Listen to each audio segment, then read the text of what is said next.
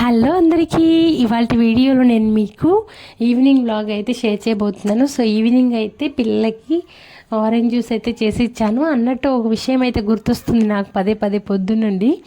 So అదేంటంటే మేమంతా కూడా గవర్నమెంట్ స్కూల్లోనే చదువుకున్నాము. సో అప్పుడు ప్రైవేట్ స్కూల్స్ చాలా తక్కువ.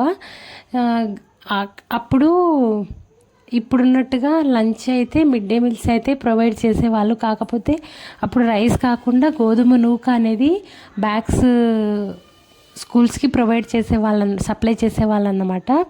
సో ఆ నూకతోనే మాకు ఉప్మా లాగా చేసి పెట్టేవాళ్ళు అన్నమాట మధ్యాహ్నం పూట. సో ఆ నూక అయితే గోధుమల్ని జస్ట్ క్రష్ చేసి అంటే లావు రవ్వ కాకుండా జస్ట్ క్రష్ చేస్తే వచ్చిన నూకని సప్లై చేసేవాళ్ళు అనమాట. చాలా చాలా టేస్టీగా ఉండేది. సో మేమైతే క్లాస్ టైంలో మధ్య మధ్యలో స్నాక్స్ లాగా ఈ నూక బ్యాగ్స్కి మేము చిన్న చిన్న హోల్స్ చేసి తీసుకొని డైరెక్ట్గా తినేవాళ్ళం అనమాట. అదే మా స్నాక్ ఐటము.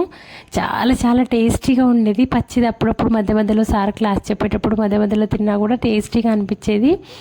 సో దాన్నే మాకు కుక్ చేసి మధ్యాహ్నం సర్వ్ చేసేవాళ్ళు అన్నమాట. ఇప్పుడైతే ఉప్మా అంటేనే వాంతి వస్తుంది. సో అప్పుడైతే చాలా టేస్టీగా ఉండేదన్నమాట. ఆ రోజులే వేరు కదా. మీరు కూడా అంతేనా? మీ ఫీలింగ్ కూడా అదేనా? అంతే అయితే కామెంట్ బాక్స్లో కామెంట్ చేయండి. అంతే ఈ వీడియో. Bye bye.